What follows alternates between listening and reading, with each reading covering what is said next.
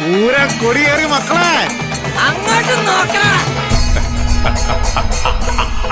ഈ ഓണാഘോഷ പരിപാടിയിലും അതോടൊപ്പം ഹോസ്പിറ്റാലിറ്റി അവാർഡ് ദാന ചടങ്ങിലേക്കും വന്നെത്തി ഇതിനെ വിജയിപ്പിക്കാനായിട്ട് എത്തിച്ചേർന്നിരിക്കുന്ന എല്ലാ ആൾക്കാരെയും MKTയുടെ പേരിൽ ഒരിക്കൽ കൂടി പരിപാടിയിലേക്ക് സ്വാഗതം ചെയ്യുകയാണ്.